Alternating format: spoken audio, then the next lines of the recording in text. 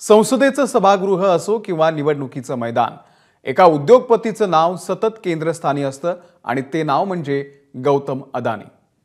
महाराष्ट्राच्या विधानसभेच्या निवडणुकीत देखील अदानी वादाची एंट्री झाली आणि प्रचाराचा शेवटचा दिवस तर अदानी नेमके कुणाचे यावरूनच गाजला। खरोखरच अदानींची भरभराट मोदींच्या काळात झाली की काँग्रेसच्या सरकारच्या काळात झाली? अदानींना साथ कुणी दिली? असे अनेक प्रश्न आहेत आणि या मुद्द्यांचा महाराष्ट्राच्या निवडणुकीमध्ये कितपत प्रभाव पडणार पाहूयात आजच्या राजकीय शोले या भागातला हा स्पेशल रिपोर्ट।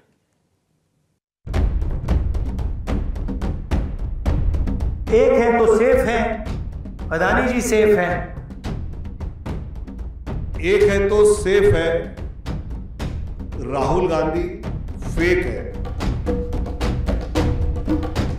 प्रचाराच्या अगदी शेवटच्या टप्प्यातली ही चढाओढ कशासाठी? तर उद्योगपती गौतम अदानी नेमके कुणाचे हे दाखवून देण्यासाठी। भाजपच्या एक है तो सेफ हेच्या नाऱ्याला उत्तर देण्यासाठी राहुल गांधींनी शेवटच्या क्षणी ठेवणीतलं अस्त्र बाहेर काढलं। नेमकं सेफ कोण आहे हे दाखवण्यासाठी राहुल गांधींनी पत्रकार परिषदेत चक्क सेफ्टी लॉकर आणला आणि त्यातून बाहेर काढला पंतप्रधान मोदी आणि उद्योगपती गौतम अदानींचा फोटो। एक है तो सेफ है, एक कौन है? एक नरेंद्र मोदी जी हैं, अदानी जी हैं, अमित शाह जी हैं। सेफ है तो कौन सेफ है? अदानी जी सेफ हैं। कष्ट किसको होगा? धारावी की जनता को होगा। नुकसान किसका होगा? धारावी की जनता को होगा। राहुल गांधींच्या लॉकर बॉम्बला उत्तर देण्यासाठी भाजपनेही तातडीने पत्रकार परिषद घेतली। भाजपचे नेते विनोद तावडेंनी गौतम अदानींचे काँग्रेस नेत्यांसोबतचा फोटो अल्बमच बाहेर काढला। ये देखिए, एक है तो सेफ है,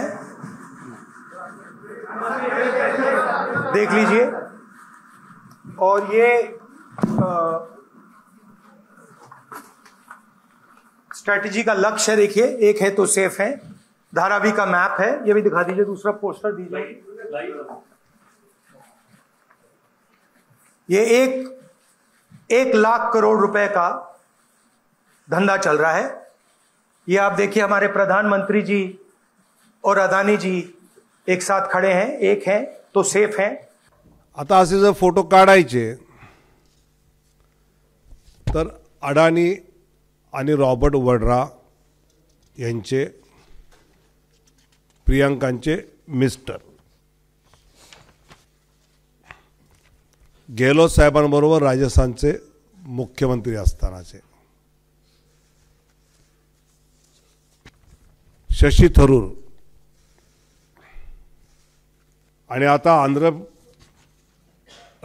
तेलंगणाच्या निवडणुकीनंतर तिथल्या मुख्यमंत्र्यांच्या सोबत केलेले करार दाखवतानाचे हरियाणाचे मुख्यमंत्री हरियाणामध्ये त्यांचं सरकार असताना 14च्या आधी त्यावेळी त्यांनी आणलेले तिथले प्रोजेक्ट।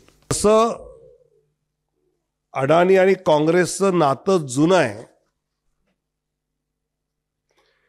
म्हणजे अडानीची खरी ग्रोथ 2014च्या आधी झाली। सगळ्यात पहिल्यांदा चिमणभाई पटेल यांच्या काँग्रेस सरकारने मुद्रा पोर्ट त्यांना दिला 10 पैसे स्क्वेअर मीटरवर।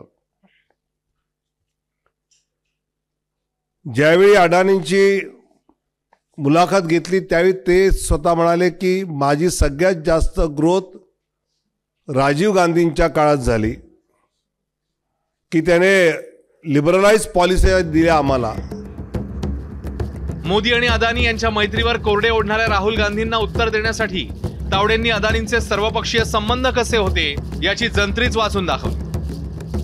1993 मध्ये गुजरातमधल्या काँग्रेसच्या चिमणभाई पटेल सरकारने अदानींना सर्वात आधी मुंद्रा बंदराचं कंत्राट केवळ 10 पैसे प्रति स्क्वेअर मीटरने दिलं।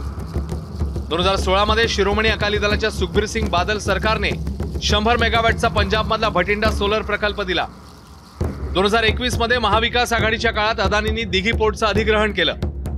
काँग्रेस सरकारचा तेलंगणामध्ये अदानींसोबतचा 12,400 कोटींचा करार पाहायला मिळाला। त्याशिवाय राजस्थानमधल्या काँग्रेसच्या तत्कालीन अशोक गेहलोत सरकारनेही अदानींशी कोट्यवधींचे करार केल्याचा आरोप तावडेंनी केलाय. पण अदानी समूहाने 2019 मध्ये देशातल्या 6 विमानतळांचं आधुनिकीकरण आणि त्याच्या ऑपरेशनचं कंत्राट मिळवलं आणि अदानी आणि मोदींच्या मैत्रीवरच प्रश्नचिन्ह उपस्थित झालं. मुंबईतल्या धारावीच्या पुनर्विकास प्रकल्पाचं टेंडर अदानींना मिळालंय. त्यावरून रान उठवणाऱ्या उद्धव ठाकरेंच्या आवाजात राहुल गांधींनीही आवाज मिळवला. त्यावर विनोद तावडेंनी राहुल गांधींना सवाल केलाय. ये जो जमीन है, जो लोग धारावी में रहते हैं उनकी जमीन है, वो उस पे सालों से रह रहे हैं, वहाँ पे वो काम करते हैं, स्मॉल और मीडियम बिजनेसेस का हब है.